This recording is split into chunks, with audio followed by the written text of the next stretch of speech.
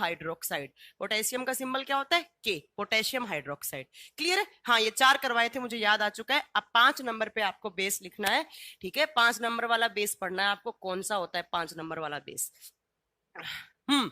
ठीक है, ठीक है, हो गया, समझ में आ गया, सारे समझ में आ गए मुझे। ये 4 मैं आपको पढ़ा चुकी हूँ। 5वां बेस देखिए, 5वां बेस का नाम लिखो।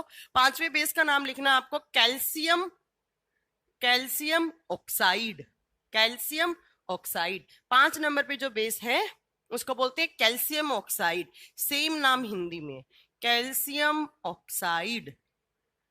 हिंदी मीडियम वाले बच्चे टेंशन ना लें, सेम नाम हिंदी में होते हैं, कुछ अलग होगा वो मैं लिखवा दूंगी।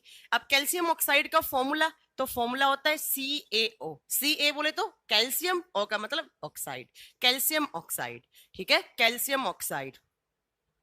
नेक्स्ट देखो यहीं पर मैंने 4 लाइन छोड़कर वापस 6 नंबर वाला बेस लिखा है, जिसका नाम होता है कैल्शियम हाइड्रोक्साइड, जिसका नाम होता है कैल्शियम हाइड्रोक्साइड। अच्छा, कैल्शियम हाइड्रोक्साइड, हाइड्रोक्साइड कौन से ग्रुप को बोलते हैं? OH ग्रुप को बोलते हैं। ठीक है, तो इसको बोलेंगे CaOH ट्वाइस, CaOH ट्वाइस।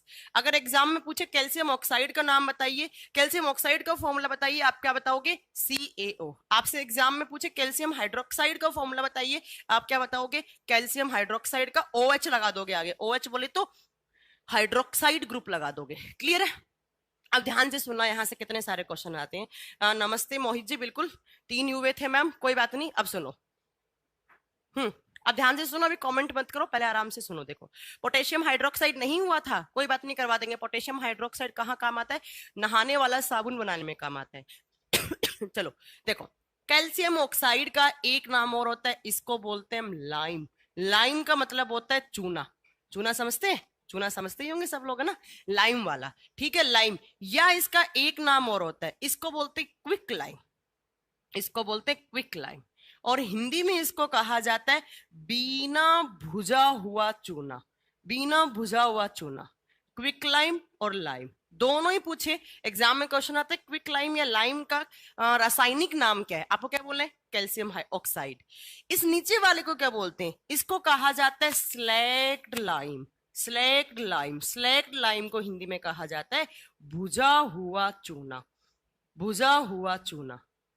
पूछे बिना बुझा हुआ चूना, कैल्शियम ऑक्साइड। पूछे बुझा हुआ चूना, आप क्या बोलोगे? Calcium hydroxide.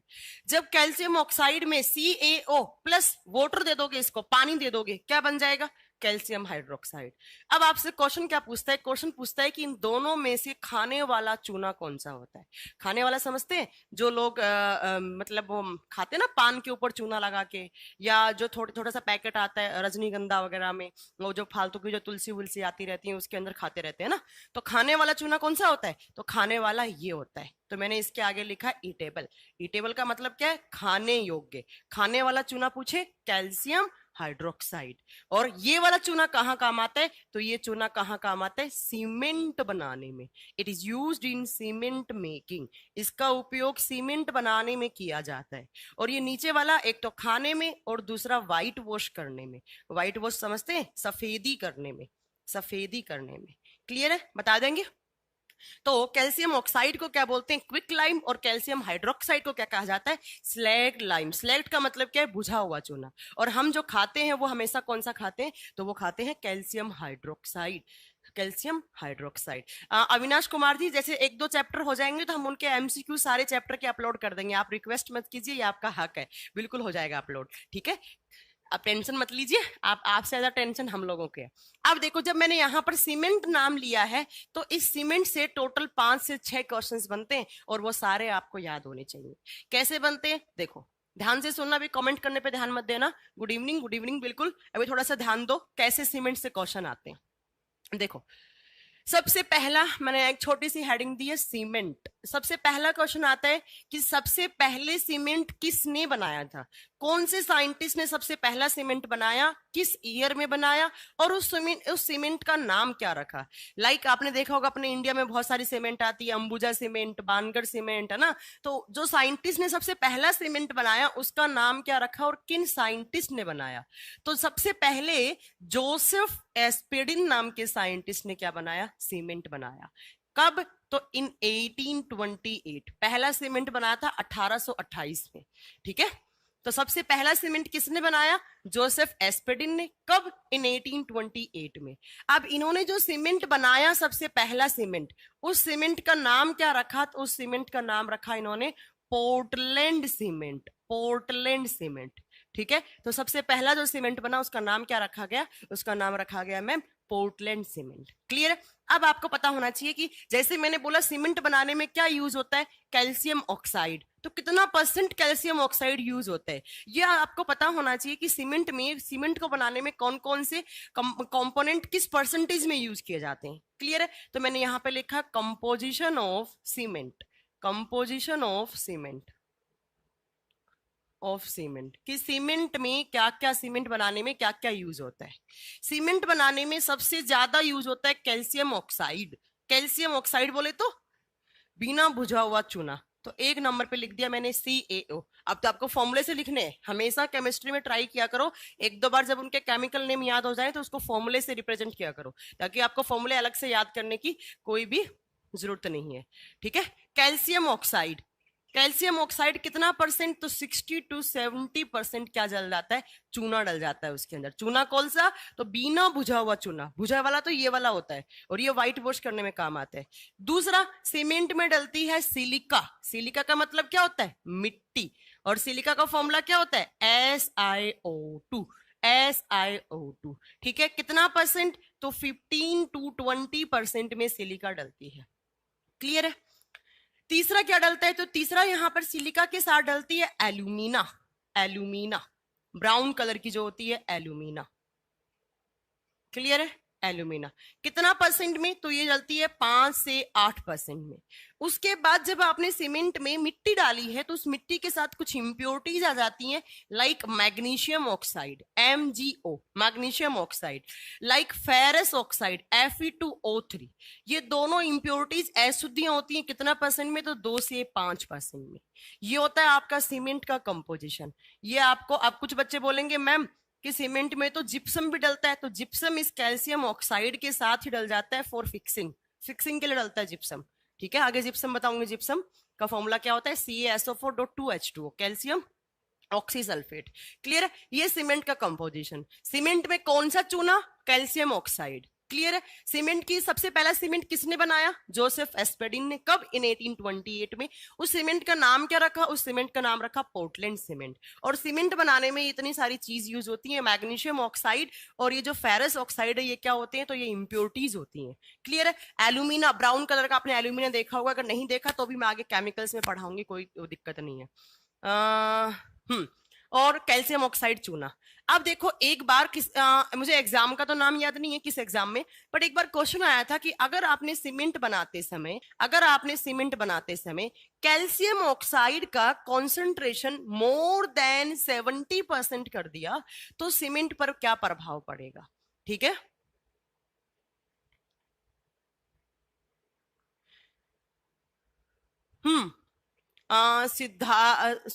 सुदर्शन जी पूछ रहे हैं, मैडम रेनिन के बारे में विकिपीडिया के अकरेंस सेक्शन में लिखा है, ये हमें सिर्फ इन्फेंट में होता है, अडल्ट में नहीं। बिल्कुल सही लिखा है विकिपीडिया पे। मैंने आपको बताया भी था कि रेनिन क्या करता है? दूध का डाइजेशन करता है। अगर आप दूध पीना कम कर दोगे, बच्चे दूध ज्यादा पीते हैं तो बच्चा इन्फेंट का मतलब तो शिशु, तो उसके अंदर ज्यादा रेनिन का सिक्रेशन होता है। बट जैसे जैसे आप अडल्ट एज में आते हैं, आप दूध पीते नहीं है, तो आप में रेनिन का सिक्रेशन क्या हो जाता है? कम हो जाता है। यही बात आपने पढ़ी है। ठीक है, तो देखो एक बार एग्जाम में क्वेश्चन क्या है कि अगर आपने सीमेंट बनाते समय कैल्शियम ऑक्साइड का कॉन्सेंट्रेशन मोर देन 70% या 60% कर दिया तो क्या हो जाएगा?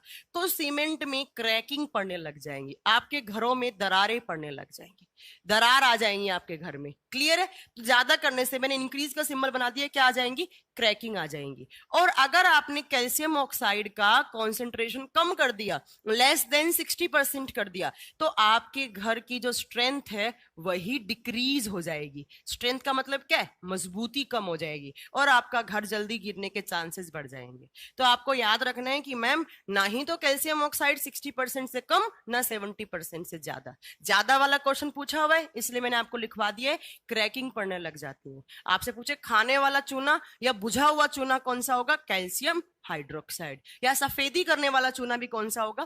Calcium hydroxide. आपने देखा होगा जिन बच्चों में कैल्शियम की कमी होती है, आपने अपने घर में सफेदी कर रखी है, तो वो बच्चे क्या करते हैं, दीवार चाटते हैं। कभी आपने सुना हो कि मेरा बच्चा दीवार चाटता है, क्यों? क्योंकि उस बच्चे में कैल्शियम की कमी है, और वो कैल्शियम अपना कहाँ से लेना चाहता है, तो दीवार में जो व्हाइट वॉच लगी है, कैल्शियम हाइड्रोक्साइड लगा है, तो उसके थ्रू वो कंप्लीट करना चाहता है अपना कैल्शियम। आपने बचपन में स्लेटी खाई होंगी ना, स्लेटी, वो स्लेटी भी किससे बनती है? कैल्शियम हाइड्रोक्साइड से। क्लियर है?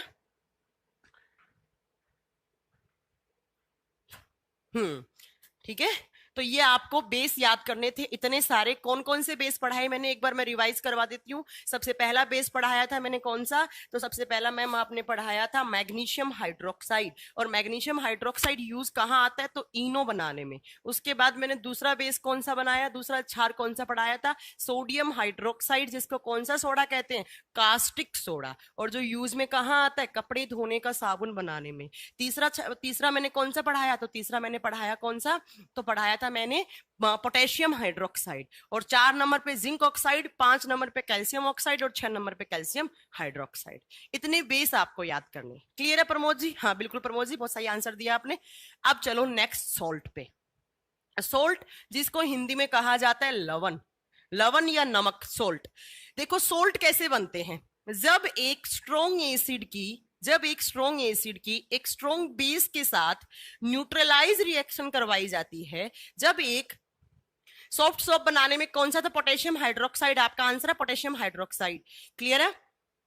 मैम कुछ एडीज और भी क्या, तुषार जी मैं समझ नहीं पाई आपकी। Good evening Sandeep ji. Ma'am क्या बच्चा जानता है कि कैल्शियम ऑक्साइड की कमी है? नहीं बच्चे, कैल्शियम ऑक्साइड की नहीं, कैल्शियम हाइड्रोक्साइड। अगर कैल्शियम ऑक्साइड खाएगा धर्मपाल जी, उसका गला जल जाएगा। चूना जो बिना भुजा हुआ चूना खाएगा तो वो गला जल जाएगा उसका।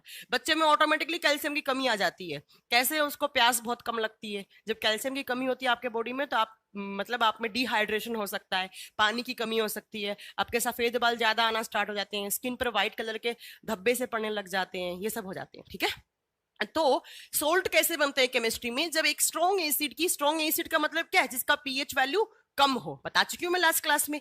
या स्ट्रॉन्ग एसिड का मतलब क्या है, जिसमें हाइड्रोजन आयन का कॉन्सेंट्रेशन ज्यादा हो। जब एक स्ट्रॉन्ग एसिड की एक स्ट्रॉन्ग बेस के साथ न्यूट्रलाइज रिएक्शन करवाते हैं, न्यूट्रलाइज को हिंदी में बोलते हैं उदासीन। और न्यूट्रलाइज का मतलब क्या होता है, जितना अमाउंट आपने एसिड लिया है उतना ही अमाउंट आपको किसके लेना है, उतना ही अमाउंट आपको बेस का लेना है। जब एक स्ट्रॉन्ग एसिड की एक स्ट्रॉन्ग बेस के साथ उदासीन अभिक्रिया करवाते हैं, तो बनने वाला प्रोडक्ट क्या होता है, salt plus H2O, salt plus पानी। जब एक अम्ल की एक क्षार के साथ उदासीन अभिक्रिया करवाते हैं, तो बनने वाली चीज लवण प्लस पानी होता है। क्लियर है? अब देखो इसका एग्जांपल, एक कोई भी एग्जांपल ले लो आप। चलो मैंने ले लिया HCl। HCl क्या होता है, एक एसिड होता है, एक अम्ल होता है। क्लियर है? प्लस एक मैंने बेस ले लिया NaOH, OH आयंस है, OH होते हैं तो उसको क्या बोलते हैं, बेस। H प्लस आयंस होते हैं, उसको क्या बोलते हैं, एसिड। इन दोनों का जब मैं इक्वल अमाउंट लूंगी, देखो H से क्या, H से H, यहां पर जो H है वो रिएक्ट करके यहां से बना जाता है इसके साथ, यहां से बनेगा NaCl प्लस H2O। ये जो Na है वो किसके साथ रिएक्ट करेगा, Cl के साथ। और ये जो H है वो किसके साथ रिएक्ट करेगा, OH के साथ। तो यहां पर क्या बन गया, NaCl प्लस H2O। NaCl का केमिकल नेम क्या होता है, सोडियम क्लोराइड, सोडियम क्लोराइड। और इस नमक को कहा जाता है टेबल सोल्ट, टेबल सोल्ट। समझ रहे?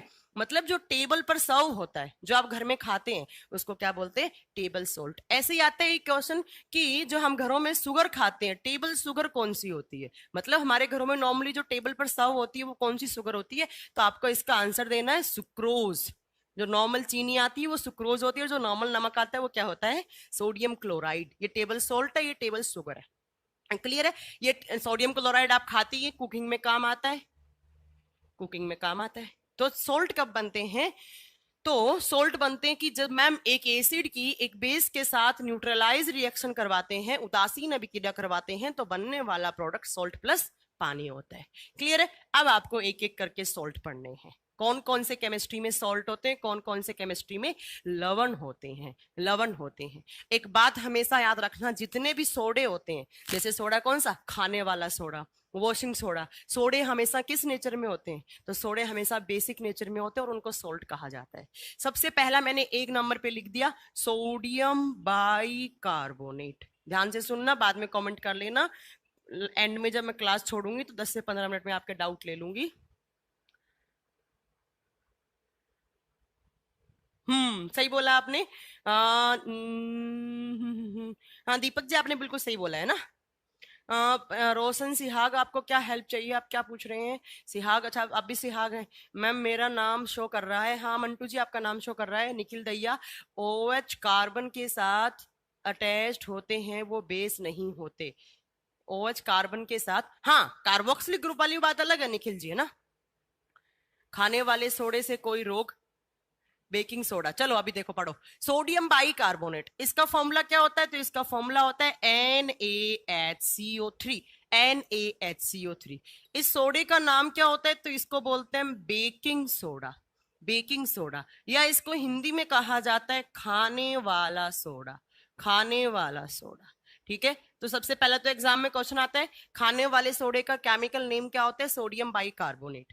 कब खाते हैं? तो आपने देखा होगा छोले या भटूरे में, या फिर आप ढोकला में या केक बनाते हैं तब हम इसमें डालते हैं, ठीक है। तो क्या काम आता है? ये काम आता है to make fluffy, to make fluffy, fluffy food particles या फूड मटेरियल्स। जो खाद्य सामग्री होती है उसको फुलाने में काम आता है, उसको फुलाने में काम आता है। आपने डाला पूड़ी में सोडियम बाई कार्बोनेट, क्या डाला? NaCO3। ये NaCO3 जब ब्रेक डाउन हो जाएगा तो यहां से कौन सी गैस रिलीज करेगा? Carbon dioxide. और यही कार्बन डाइऑक्साइड जो भी आपने पूड़ी भटूरा डाला है उसमें जाकर भर जाएगी और वो पूड़ी और भटूरा क्या हो जाएगा? फूल जाएगा, ठीक है। तो मैम खाद्य सामग्री को फुलाने में काम आता है। फुलाने में, जो भी हम खाद्य सामग्री खाते हैं उसको फुलाने में काम आता है। क्लियर है? तीसरा, ये कहाँ यूज होता है? तो ये यूज होता है as a antacid. As a antacid भी इसको यूज कर सकते हैं। अब मैम एंटा एसिड क्या होते हैं? तो मैं आपको बता चुकी हूँ, ऐसे केमिकल्स जो एसिडिटी खत्म करते हैं उसको हम एंटा एसिड बोलते हैं। ऐसे केमिकल्स जो आपकी एसिडिटी, जो आपके पेट में एसिडिटी होती है, जलन होती है, तो उसको खत्म कर देते हैं, उसको बोलते हैं एंटा एसिड। लाइक आपका इनो, इनो क्या होता है? एंटा एसिड होता है। लाइक आपकी जो डाइजीन की टैबलेट है वो भी क्या होती है? एंटा एसिड। अगर आपको एसिडिटी है और आपके घर में इनो नहीं है, आप क्या कीजिए, सोडियम बाई कार्बोनेट खाने वाले सोडे को लीजिए, पानी में डाल लीजिए, पी लीजिए। क्यों? क्योंकि ये भी किस नेचर का होता है? एंटा एसिड नेचर का होता है। क्लियर है? नेक्स्ट देखो इसका यूज। अगर आपके कपड़ों पर कभी भी पेंट का दाग लग गया हो, आपके कपड़ों पर पेंट का दाग लग गया हो, या लग गया हो जंग का दाग, जंग बोले तो रस्ट, रस्ट रिमूवल, पेंट या रस्ट रिमूवल के काम में आता है। रस्ट को बोलेंगे जंग लगना। जब आयरन को आप ऑक्सीजन और पानी की प्रेजेंस में रख देते हो तो आयरन पे जंग लग जाता है। तो आपके कपड़ों पर मान लो कोई भी पेंट कर रहे थे तो पेंट का दाग लग गया या जंग का दाग लग गया, तो उसको भी हम आप सोडियम बाइकार्बोनेट से हल्का थोड़ा बहुत रिमूव हो सकता है। ये ऑक्जेलिक एसिड से बहुत अच्छा हो जाएगा, इससे भी हो जाता है। नेक्स्ट, इस सोडे के बारे में आपको एक बात याद होनी चाहिए, मैंने आपको बताया था ये सोडा कहाँ यूज होता है? तो ये यूज होता है फायर एक्सटिंग्विशर में। फायर एक्सटिंग्विशर में। फायर एक्सटिंग्विशर किसको बोलते हैं? अग्निशामक यंत्र में, आग बुझाने वाले सिलेंडर में। ये बता चुकी हूं मैं, याद करो मेरी वो लास्ट क्लास, मैंने बताया था कि आजकल तो बहुत मॉडर्न वाले आ गए, डायरेक्ट CO2 गैस वाले, बट पहले वाले चैम्बर में अंदर की साइड कौन सा एसिड रहता था? H2SO4। बाहर एक सोडा, कौन सा सोडा? NaCO3। दोनों रिएक्ट करेंगे, कौन सी गैस रिलीज करेंगे? CO2। बता चुकी हूँ ना। और ये बहुत बार क्वेश्चन आता है कि जो आग बुझाने वाला सिलेंडर होता है उसमें कौन सा सोडा यूज होता है? कौन सा सोडा? Sodium bicarbonate. कौन सा सोडा? Sodium bicarbonate. क्लियर है? ज्यादा नहीं तो एक तो ये याद रखो बेकिंग सोडा वाला, और दूसरा ये वाला याद रखो। और केमिकल नेम और केमिकल फॉर्मूले तो आपको याद होने ही चाहिए, उसमें तो कुछ हो ही नहीं सकता। क्लियर है? नेक्स्ट लिखो। इसके बाद तीसरा लिखो, दूसरा लिखो। दूसरा है आपका एलम। एलम जिसको हम क्या बोलते हैं? फिटकरी। फिटकरी। तो दूसरा सॉल्ट लिखना है आपको, फिटकरी। और फिटकरी को इंग्लिश में क्या कहा जाता है? Potash alum. Potash alum. और हिंदी में तो सेम नाम होता है, इसको फिटकरी ही कहा जाता है। फिटकरी का फॉर्मूला याद है?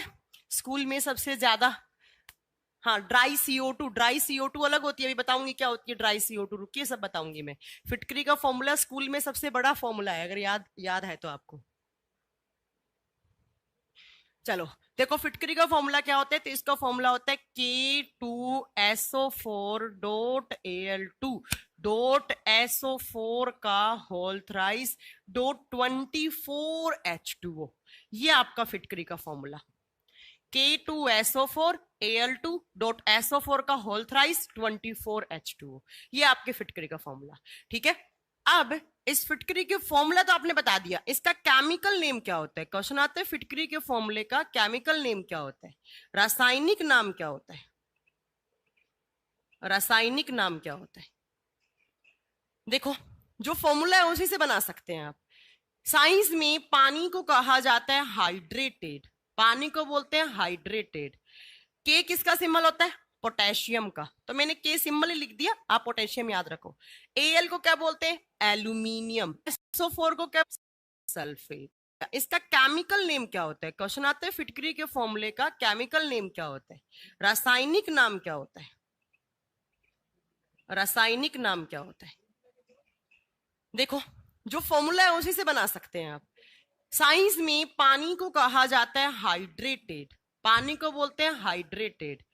के किसका सिंबल होता है, पोटेशियम का, तो मैंने के सिंबल ही लिख दिया, आप पोटेशियम याद रखो। एल को क्या बोलते हैं, एल्यूमिनियम। SO4 को क्या बोलते हैं, सल्फेट। तो ये आपके फिटकरी का केमिकल नेम, क्या नाम होता है केमिकल नेम इसका, तो hydrated potassium aluminium sulphate, hydrated potassium aluminium sulphate. Clear है, ये फिटकरी का केमिकल नेम और ये इसका फॉर्मूला होता है। अब बात आती है यूजेस की, कि फिटकरी यूज क्या करते हैं, फिटकरी के काम क्या होते हैं। तो आपको बहुत अच्छे से पता होगा फिटकरी यूज होता है to stop bleeding, to stop bleeding, रुधिर के बहाव को बंद करने के लिए। या आप ओब्लिक लगा कर लिख सकते हैं फिटकरी क्या काम करता है, तो फिटकरी ब्लड क्लोटिंग का भी काम करता है, रुधिर का थक्का जमाने का काम करता है। कैसे करता है वो आप सुनो आराम से, ठीक है। देखो कभी कभी आपको चोट लगती है, या मान लो कोई आपने सेविंग वेविंग बनवाई तो आपको कट लग गया इरेजर से, तो अब आपने रेजर से कट लगा तो आपने क्या किया, उसके ऊपर फिटकरी लगा लिया। अब फिटकरी क्या कर देता है, ध्यान से सुनना, फिटकरी क्या कर देता है, एग्जाम में क्वेश्चन आता है फिटकरी किस प्रोसेस पे काम करता है, फिटकरी किस प्रक्रिया पर काम करता है, ये आपको ध्यान में रखना है। तो फिटकरी का एक काम तो क्या हो गया, ब्लड का क्लोट करवा देता है या ब्लीडिंग को रोक देता है। कैसे रोक देता है, तो ध्यान से सुनो। मैं इतना आपको बायोलॉजी में पढ़ा चुकी हूँ कि आपको चोट लगेगी तो चोट लगने के साथ बाहर क्या निकलेगा, ब्लड निकलेगा। और ब्लड में रेड कलर वाला पिगमेंट कौन सा निकलेगा, ये भी आपको अभी तक याद होना चाहिए था, हेमोग्लोबिन। हेमोग्लोबिन में ये ग्लोबिन क्या होता है, तो ग्लोबिन भी क्या होता है, प्रोटीन होता है। और प्लस मैंने आपको बताया है हमारे ब्लड में क्या होते हैं, ब्लड वाले प्रोटीन्स होते हैं, ब्लड वाले प्रोटीन्स होते हैं, याद है, बहुत सारे ब्लड प्रोटीन बताया था मैंने कि thrombin, prothrombin, fibrin, fibrinogen, etcetera etcetera, बहुत सारे मैंने प्रोटीन्स के नाम बताए थे। तो मैम हमें चोट लगी, चोट लगते ही ब्लड निकला, ब्लड में हेमोग्लोबिन निकला, इस हेमोग्लोबिन में भी ग्लोबिन प्रोटीन होता है, प्लस हमारे ब्लड में भी बहुत सारे प्रोटीन्स होते हैं। तो चोट लग रही है तो ये सारे के सारे ये जो प्रोटीन्स हैं वो भी बाहर निकल रहे हैं। और जब ये बहुत सारे प्रोटीन्स बाहर निकल रहे हैं तो इन प्रोटीन्स पे चार्ज कैसा होता है, तो प्रोटीन्स पे जो प्रोटीन होते हैं बेसिकली वो क्या होते हैं, तो प्रोटीन बेसिकली मिलकर बने होते हैं अमाइनो एसिड या एमिनो अम्ल के मिलकर बने होते हैं। और अमाइनो एसिड पे पॉजिटिव और नेगेटिव दोनों चार्ज होता है, बट आप ये समझ लो कि इस प्रोटीन पे भी पॉजिटिव चार्ज होता है। क्लियर है। अब ये फिटकरी क्या करेगा, जैसे चोट लगी ये सारी प्रोसेस बाहर निकल रही है, सारा का सारा खून ऐसा कैसा निकल रहा है। अब आपने इसके ऊपर फिटकरी लगा लिया, इस ब्लड के ऊपर ऐसे फिटकरी लगा लिया, फिटकरी क्या करेगा, यहाँ पर पॉजिटिव चार्ज, यहाँ पे पॉजिटिव चार्ज, यहाँ पे पॉजिटिव चार्ज। ज्यादा पॉजिटिव चार्ज वाला मॉलिक्यूल इन कम चार्ज वाले प्रोटीन्स के चार्ज को खत्म कर देता है। फिटकरी क्या करेगा, इन सारे ब्लड प्रोटीन के ऊपर जो चार्ज है उन चार्ज को खत्म कर देगा। और जब मॉलिक्यूल्स के ऊपर, मॉलिक्यूल्स किसके मॉलिक्यूल्स, ब्लड के मॉलिक्यूल्स, मतलब ब्लड के प्रोटीन्स के ऊपर कोई चार्ज ही नहीं बचा, ब्लड में जो मिनरल्स है उसके ऊपर चार्ज ही नहीं बचा। जब चार्ज नहीं होता है तो चीजें आपस में आकर जुड़ जाती हैं, क्योंकि चार्ज होता है चीजें दूर जाती हैं एक दूसरे से। तो चार्ज सारे के सारे बचा नहीं, चार्ज खत्म हो गया, आवेश खत्म हो गया, तो सारी के सारी ब्लड वाले प्रोटीन्स, सारे के सारे ब्लड वाले मिनरल्स आपस में आकर जुड़ जाते हैं। और वो जब आपस में आकर जुड़ेंगे तो ब्लड को जोड़ देंगे। ब्लड में क्या हो जाएगी, ब्लड में किसकी प्रोसेस हो जाएगी, क्लोटिंग की प्रोसेस हो जाएगी। क्लियर है, क्लोट बना देगी खून का। और क्लोट बनने के बाद जहां पर भी आपको चोट लगी थी, जिस धमनी, जिस सीरा में, जिस आर्टरी, जिस वेन में चोट लगी थी, वहां से खून बाहर नहीं निकलेगा। क्लियर है। अब क्वेश्चन क्या आता है कि इस प्रोसेस को क्या बोलते हैं, जिसमें जो फिटकरी है वो क्या करता है, इन प्रोटीन्स के चार्ज को न्यूट्रलाइज कर देता है। इस प्रोसेस को नाम दिया जाता है, इस पूरी प्रोसेस को नाम दिया जाता है केमिस्ट्री की लैंग्वेज में coagulation process. Coagulation process, Hindi में इसको कहा जाता है स्कंदीकरण प्रक्रिया। स्कंदीकरण प्रक्रिया। तो क्वेश्चन आता है एग्जाम में कि फिटकरी किस प्रोसेस पे काम करता है, तो आपको क्या लिखना है, फिटकरी या पोटैश एलम किस प्रोसेस पे काम करता है, it works on coagulation process. फिटकरी स्कंदीकरण प्रक्रिया पर आधारित है। कोएगुलेशन क्या होता है, तो कोएगुलेशन होता है मैम ज्यादा चार्ज वाला पार्टिकल कम चार्ज वाले पार्टिकल्स के चार्ज को न्यूट्रलाइज करके उन चीजों को आपस में लाकर जोड़ने का जो काम होता है, जो जुड़ जाती हैं चीजें, उसी प्रोसेस को हम क्या बोलते हैं, कोएगुलेशन। मतलब जैसे ही आपको चोट लगी, आपने फिटकरी लगाया, तो सारे के सारे चार्ज वाले पार्टिकल्स एक साथ आएंगे, फिटकरी क्या करेगी, उन सबके चार्ज को न्यूट्रलाइज कर देगी। चार्ज खत्म, सारे के सारे प्रोटीन, सारा का सारा मिनरल, बोले तो कैल्शियम, बता चुकी हूं मैं, कैल्शियम मिनरल हेल्प करता है ना, ये सारे आकर जुड़ेंगे और जुड़कर कोगुलेशन कर देंगे ब्लड की। नेक्स्ट, फिटकरी काम करता है एज ए एंटीसेप्टिक। एंटीसेप्टिक क्या होता है, जो कटने और जलने पे जो चीज लगाते हैं, जो क्रीम लगाते हैं, जो कटने और जलने पे जो क्रीम लगाई जाती हैं, उनको साइंस में कहा जाता है एंटीसेप्टिक। जैसे Boroplus is a antiseptic cream. तो इन एंटीसेप्टिक को बनाने में भी क्या यूज होता है, पोटैश एलम यूज होता है। या फिटकरी कहाँ काम आता है, तो जल के शुद्धिकरण में, वाटर प्यूरिफिकेशन में काम आता है। फिटकरी कहाँ काम आता है, तो जल के शुद्धिकरण में, वाटर प्यूरिफिकेशन में। कैसे काम आता है, आपने देखा होगा कि हमारे घरों में टैंक है, छत के ऊपर एक टैंक है पानी वाला, उसमें हमने फिटकरी डाल दी। अब फिटकरी जाकर क्या कर देता है, अपने वाटर को, उस वाटर को प्यूरिफाई करने के लिए उसमें आपने फिटकरी डाल दिया। अब फिटकरी क्या करेगा, जितनी भी आपने पानी के अंदर इंप्योरिटीज है, इंप्योरिटीज बोले तो अशुद्धियां हैं, वो सारी की सारी इंप्योरिटीज के चार्ज को खत्म कर देगा। उन सारी अशुद्धियों के ऊपर जो आवेश है उसको खत्म कर देगा। और जब इंप्योरिटीज पे चार्ज ही नहीं बचेगा, तो वो आपस में आकर जुड़ेंगी, क्लम्प कर जाएंगी, आपस में आकर जुड़ जाएंगी, गांठ सी बना लेंगी, और गांठ बनाकर वो हैवी हो जाती है। इंप्योरिटी सारी हैवी है, तो हैवी होकर वो कहां चली जाती है, नीचे, और आपका पानी कहां रह जाता है, ऊपर। तो इस प्रोसेस को भी क्या नाम देंगे, इसको बोलेंगे कोएगुलेशन प्रोसेस। तो कभी भी एग्जाम में क्वेश्चन आए कि फिटकरी किस क्रीम की तरह काम करती है, एज ए एंटीसेप्टिक, जो कटने और जलने पे लगाते हैं उसको, हाँ टर्मरिक, नेचुरल एंटीसेप्टिक क्रीम है ये टर्मरिक। आपके हल्दी पर मौजी लगाते हैं ना, हल्दी कभी जब चोट लग जाती है तब।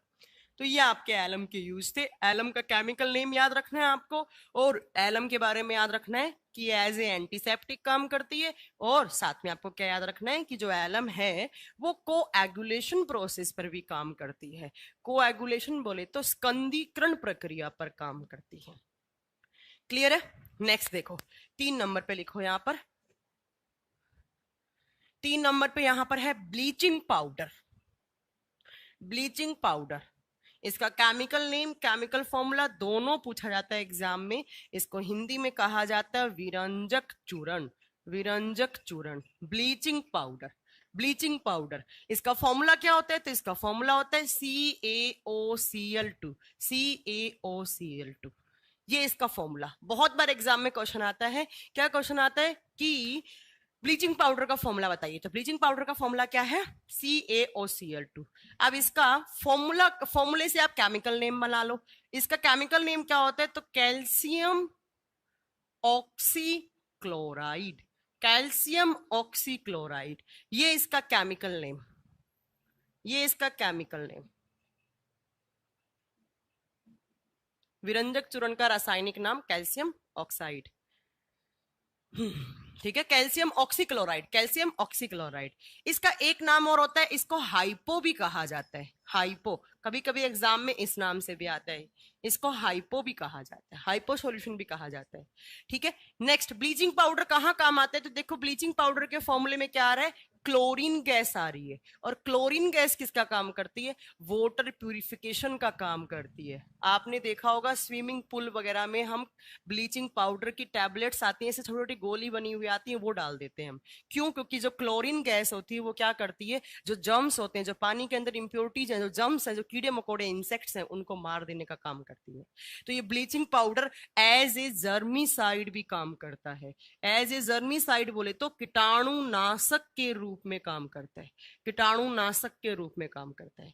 क्लियर है? नेक्स्ट, ये ब्लीचिंग पाउडर जो है वो कॉटन ब्लीच करने में काम आता है। आपने देखा होगा हम कपड़े पे कॉटन के कपड़ों पे हम ब्लीच करवाते हैं।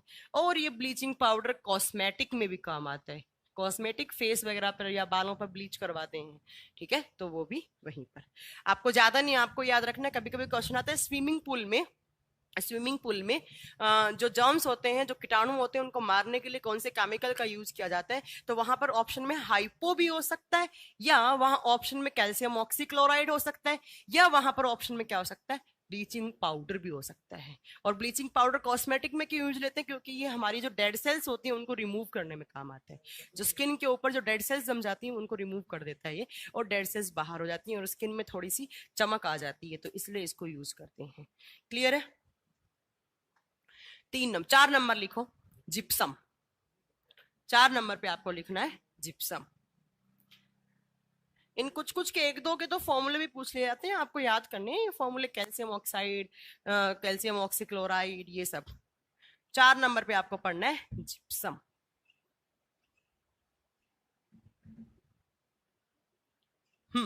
जिप्सम का फॉर्मूला क्या होता है? CaSO4 dot 2H2O, 2H2O। और इसका केमिकल नेम क्या होता है? तो पानी को केमिस्ट्री में क्या बोलते हैं? हाइड्रेटेड। पानी को क्या बोलेंगे? Hydrated calcium sulphate, hydrated calcium sulphate. ये आपका केमिकल नेम किसका? जिप्सम का।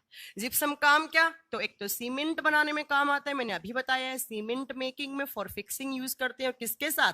विद कैल्शियम ऑक्साइड, लिख दिया मैंने, चलो याद रखना, विद कैल्शियम ऑक्साइड।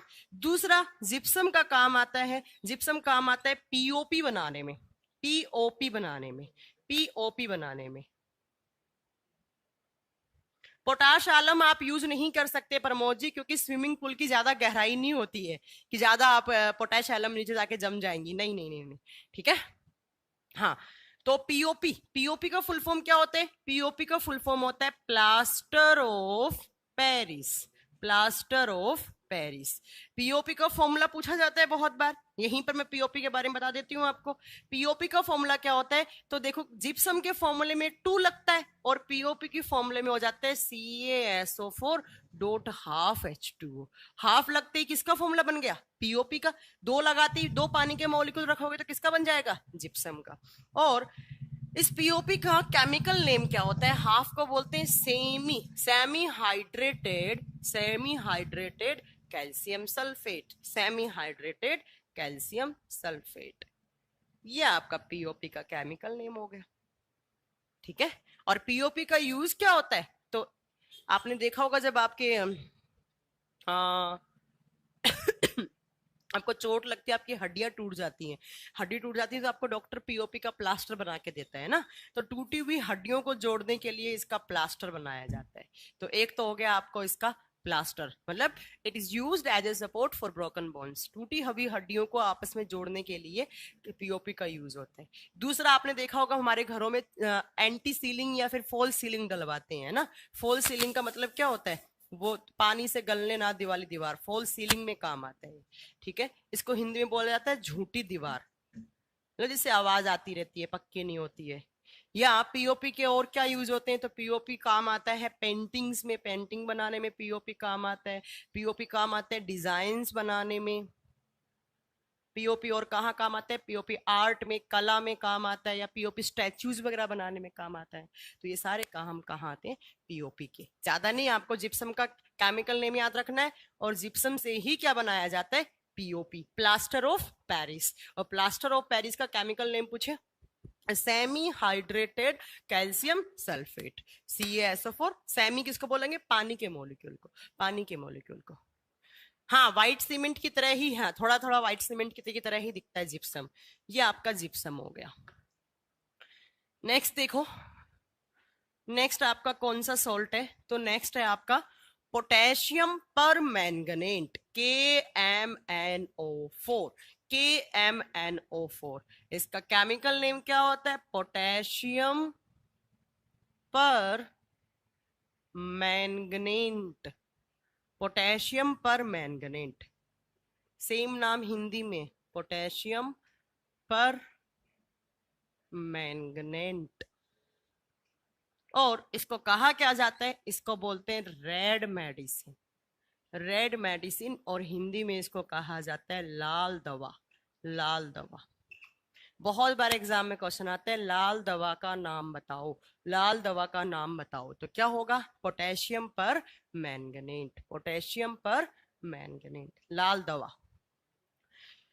जैसे बीटाडिन, बीटाडिन लगाइए कभी, तो उस बीटाडिन को बनाने में क्या काम आता है आपका, KMnO4 काम आता है।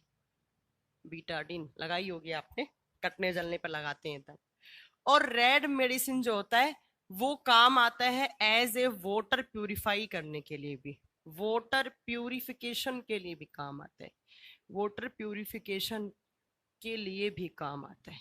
कब, आपने देखा होगा स्विमिंग पूल में तो आपका क्या यूज करते हैं, कैल्शियम ऑक्साइड।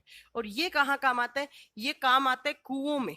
कुओं में जो कीचड़ वीचड़ होता है, उस कीचड़ के अंदर जो केमिकल्स हैं, उस कीचड़ के अंदर जो बैक्टीरियाज वगैरह हैं, उनको मारने के लिए क्या यूज करते हैं, तो KMnO4 लाल दवा यूज करते हैं। और ये KMnO4 काम करता है एंटी टैनिंग केमिकल की तरह, एंटी टैनिंग केमिकल की तरह काम करता है। मतलब धूप से जलने, धूप से बचाने वाली जो क्रीम आती है, जो सनस्क्रीन वगैरह आती हैं, उनको बनाने में भी थोड़ा बहुत ही यूज आता है, टैनिंग हटाने में भी काम आता है ना। KMnO4 पोटेशियम पर मैंगनेट। लाल दवा, ये क्वेश्चन ज्यादा आता है, लाल दवा किसको कहा जाता है, रेड मेडिसिन किसको कहा जाता है, लाल दवा। तो KMnO4 पोटेशियम पर मैंगनेट को कहा जाता है। हाँ, एक्वेरियम में भी यूज किया जाता है, बिल्कुल बिल्कुल आपने सही बोला। इसके ना वो आते हैं, क्रिस्टल्स आते हैं पर्पल कलर के, पिंक कलर के, आप डाल दो उसके अंदर। लास्ट वाला लिखो KNO3। KNO3 केमिकल नेम क्या होगा इसका, के क्या होता है पोटेशियम, NO3 क्या होता है नाइट्रेट, पोटेशियम नाइट्रेट। इसका केमिकल नेम पूछे तो potassium nitrate, KNO3। KNO3 potassium nitrate, but KMnO4 क्या होता है, पोटेशियम पर मैंगनेट, पोटेशियम पर मैंगनेट। क्लियर है। देखो, जहां पर आपको पोटेशियम, नाइट्रोजन, ऑक्सीजन तीनों एलिमेंट दिखे, ये तीनों एलिमेंट होते हैं एक्सप्लोजिव एलिमेंट। तो ये भी क्या काम आता है, एक्सप्लोजिव्स बनाने में, विस्फोटक पदार्थ बनाने में, विस्फोटक पदार्थ बनाने में। ठीक है। दूसरा, ये काम आता है गन पाउडर बनाने में। गन पाउडर क्या होता है, जो गन में बारूद भरा जाता है उसको बोलते हैं गन पाउडर। कभी कभी केमिस्ट्री में क्वेश्चन आता है कि गन पाउडर का केमिकल नेम बताओ, तो गन पाउडर का केमिकल नेम क्या बताओगे आप, पोटेशियम नाइट्रेट, पोटेशियम नाइट्रेट। सबके कमेंट विजिबल हो रहे हैं, बट मैं अभी बता नहीं पाई, अभी रिप्लाई नहीं कर पाऊंगी क्योंकि क्लास के बाद मैं आपके सारे कमेंट्स लूंगी। NTPC की क्लास चल रही है, बिल्कुल चल रही है, एक ही शिफ्ट में चल रही है। हाँ, 11:15 से 1:15। ठीक है। तो आपको याद रखना है KMnO4 को लाल दवा बोलते हैं। और कभी पूछे कि गन में भरने वाले, जो आप बंदूक में जो पाउडर भरते हैं, जो आवाज आती है ना बंदूक चलने पर, वो पोटेशियम की आती है। पटाखों में भी, क्रैकर्स में भी डलता है पोटेशियम, जो आवाज आती है, जो साउंड आती है, वो पोटेशियम की होती है। पोटेशियम, नाइट्रोजन, ऑक्सीजन और हाइड्रोजन, ये 4 एलिमेंट क्या होते हैं, एक्सप्लोजिव एलिमेंट होते हैं। तो इसका यूज कहाँ, फर्टिलाइजर्स बनाने में पोटेशियम नाइट्रेट यूज होता है ना। ऐसे ही गन पाउडर, बारूद बनाने में भी क्या यूज होता है, पोटेशियम नाइट्रेट। इतने सॉल्ट आपको केमिस्ट्री में पढ़ने थे। कौन कौन सा सॉल्ट पढ़ाया मैंने, एक नंबर पे क्या पढ़ाया, बेकिंग सोडा, बेकिंग सोडा। दूसरा कौन सा पढ़ाया, पोटैश एलम। तीसरा कौन सा पढ़ाया, ब्लीचिंग पाउडर। चौथा जिप्सम। पांचवा लाल दवा, रेड मेडिसिन। और छठा गन पाउडर। इसके अलावा आपकी केमिस्ट्री में 3 सॉल्ट और होते हैं, वो भी आपको पढ़ने हैं। 3 सॉल्ट और कौन कौन से होते हैं, उसके बारे में भी आपको पता होना चाहिए। देखो, हाँ, कल क्लास नहीं लग पाई थी, कुछ रीजन हो गया था, सर की तबीयत थोड़ी खराब हो गई थी, रवि सर की, इस वजह से वो कल क्लास नहीं ले पाए थे। ठीक है। हाँ उत्तम जी, सिलेबस पूरा हो जाएगा। देखो, आपसे पूछे कि टेबल सोल्ट बताओ, या आपसे पूछे कि रोक सोल्ट बताओ। रोक का मतलब क्या होता है? चट्टान, चट्टानों से मिलने वाला नमक, चट्टानों वाला नमक या लवण। या आपसे पूछे कि कॉमन सोल्ट का नाम बताओ। कॉमन सोल्ट मतलब जो कॉमनली अपन यूज करते रहते हैं, हिंदी में इसको बोलेंगे साधारण नमक, साधारण नमक। तो ये सारे के सारे, इन सब का आंसर क्या हो जाएगा? NaCl। और इसका केमिकल नेम क्या हो जाएगा? Sodium chloride, sodium chloride. तो ये सारे के सारे नाम किससे हैं? आपसे पूछे टेबल नमक। टेबल नमक का मतलब क्या हो गया? जो नॉर्मली टेबल के ऊपर जो सर्व होता है, लवण या नमक, या चट्टानों से मिलने वाला नमक, या कॉमन सोल्ट। इसका एग्जाम्पल क्या है? तो इसके सारे के सारे एग्जाम्पल क्या है? Sodium chloride, sodium chloride. इसका आंसर क्या है? Sodium chloride. अब दूसरा आपसे पूछे इप्सम सोल्ट क्या होता है। इप्सम सोल्ट का या तो केमिकल नेम पूछेगा या उसका केमिकल फॉर्मूला पूछेगा। इप्सम सोल्ट जिसको हिंदी में कहा जाता है सेंधा नमक। सब लोग जानते होंगे सेंधा नमक क्या होता है, बहुत अच्छे से जानते होंगे सब लोग। इप्सम सोल्ट क्या होता है? तो इप्सम सोल्ट का केमिकल फॉर्मूला होता है MgSO4.7H2O। Mg क्या होता है? Magnesium SO4 sulphate. तो इसका केमिकल नेम पूछे तो पानी को तो हाइड्रेटेड बोलते हैं, है ना। इसका केमिकल नेम क्या होता है? Magnesium sulphate. और बहुत बार एग्जाम में क्वेश्चन आता है कि इप्सम सोल्ट का केमिकल नेम बताओ। Magnesium sulphate, magnesium sulphate. तो इप्सम सोल्ट या सेंधा नमक कौन सा हो जाएगा? MgSO4.7H2O। हाँ, प्रभाल RNC आपने सही आंसर दिया है।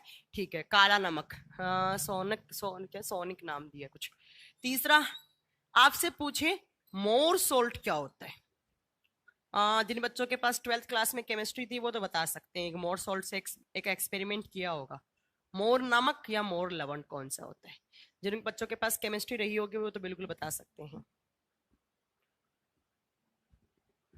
देखो ये क्या होता है, इसका फॉर्मूला होता है FeSO4 का ट्वाइस डॉट NH4 का twice dot 6H2O, dot 6H2O, dot 6H2O। इसका केमिकल नेम Fe को बोलते हैं हम फेरस।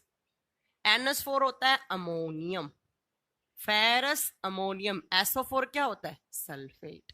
तो ये इसका रासायनिक नाम, रासायनिक नाम पूछे फेरस अमोनियम सल्फेट। और मोर सोल्ट ज्यादा काम आता है एंटीबायोटिक्स वगैरह बनाने में या पेन किलर्स बनाने में काम आता है। मैग्नीशियम सल्फेट प्लेट ग्रो करने में भी यूज होता है। प्लेट ग्रो मतलब प्लेट, समझी नहीं मैं। Magnesium sulphate. पर मुझे आपने सही आंसर दिया है, ठीक है। हेप्टा हाइड्रेट, हाँ हेप्टा बोलते हैं इसको।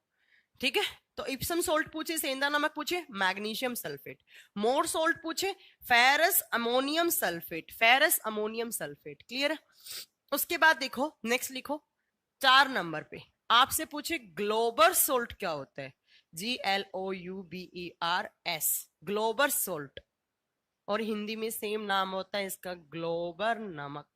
ग्लोबर नमक क्या होता है? ग्लोबर सोल्ट क्या होता है? तो बताइए जरा इसका केमिकल नेम क्या होता है। इसका केमिकल नेम होता है Na2SO4.10H2O, डॉट 10H2O। और इसका केमिकल नेम पूछे सोडियम सल्फेट, सोडियम सल्फेट। ये इसका रासायनिक नाम। ये सारे क्वेश्चंस आते हैं इसलिए नहीं बता रही हूं मैं, सारे आपको याद रखने। Sodium sulphate, sodium sulphate. ये 4 नमक होते हैं आपके केमिस्ट्री में जो बड़े फेमस होते हैं। हाँ, प्लांट ग्रोथ के लिए यूज किया जाता है। प्लांट में जो नाइट्रोजन का अमाउंट होता है वो इससे पूरा कंप्लीट हो जाता है। देखो यहाँ पर NH4 ब्रेक डाउन होकर नाइट्रोजन गैस देता है, इसलिए नाइट्रोजन गैस जो होती है वो सीड जर्मिनेट करने में काम आती है। सही बोला आपने, बिल्कुल प्लांट ग्रोथ में काम आता है। Ma'am I am new candidate, कल सेशन परचेज किया था। ओके यश कुमार जी, बहुत बढ़िया। पीछे की क्लास देख लीजिएगा, ठीक है। ये 4 केमिस्ट्री में सॉल्ट हैं, कौन कौन सी, तो मैं फिर बताऊं एक बार। टेबल सोल्ट, रॉक सोल्ट या कॉमन सोल्ट पूछे तो आपको किसका एग्जांपल देना है, सोडियम क्लोराइड का।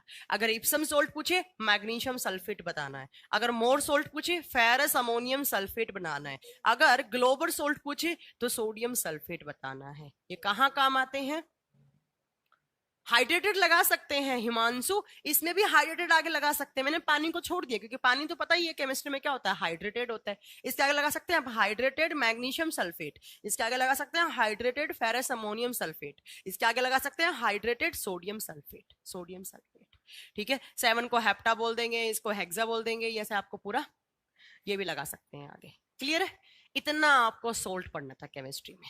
तो आज आपका एक चैप्टर खत्म हो गया, 3 क्लास लग गई जिसको खत्म करने में। कौन सा चैप्टर, एसिड बेस सोल्ट। कोई भी मैंने एसिड नहीं छोड़ा, हाँ 2-4 एसिड छोड़े जो आगे बताऊंगी, जहां काम आते हैं वहीं पर उनका काम बताऊंगी, ठीक है। यूज ऑफ ग्लोबल सोल्ट, तो ग्लोबल सोल्ट काम आता है पेन किलर्स बनाने में।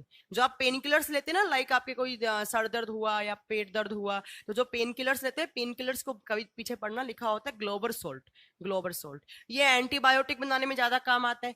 ये एज ए एंटा एसिड भी काम करता है। देखा ना, सेंधा नमक खा लेते हैं कुछ लोग जिनको एसिडिटी या गैस की प्रॉब्लम रहती है, तो वो क्या ले लेते हैं, तो ये ले लेते हैं, ठीक है। हाँ बिल्कुल निखिल जी, बिल्कुल। इतना आपको किस में पढ़ना था, तो एसिड बेस सोल्ट में पढ़ना था। वो मैंने सबको सारा पढ़ा चुकी हूँ, कौन से केमिकल में कौन सा एसिड होता है, किस केमिकल के अंदर कौन सा बेस होता है, उसके बाद किस केमिकल के अंदर कौन सा सॉल्ट होता है। क्लियर है, किस केमिकल के अंदर कौन सा सॉल्ट होता है, आपको सारे याद रखने कि चींटी में कौन सा होता है, दही में कौन सा एसिड होता है, आंवले में कौन सा होता है, या मैंने लिखवाया होगा डिस्प्रीन टैबलेट में कौन सा एसिड आता था जिसकी वजह से उसको बैन कर दिया। ये सारे मैंने आपको लिखवा दिए, अब याद करना आपका काम। ब्लीचिंग पाउडर का फॉर्मूला क्या होता है, जिप्सम का फॉर्मूला क्या होता है, मोर सोल्ट का फॉर्मूला क्या होता है, या पूछे आपसे मैम डेटॉल में कौन सा केमिकल होता है, अभी बताएंगे डेटॉल में कौन सा होता है। ब्लू विट्रियोल, अरे बताएंगे, ब्लू व्हाइट ग्रीन येलो चारों बताऊंगी आपको। विट्रियोल चिंता क्यों करते हो आप, रुक तो जाओ, सारे बताऊंगी। चलो अब देखो, उसके बाद तो एक चैप्टर आपका कंप्लीट हो चुका है। मैं यहाँ लिख देती हूँ कि आपका केमिस्ट्री में कौन सा चैप्टर कंप्लीट हो गया, तो केमिस्ट्री में हो गया एसिड बेस सॉल्ट।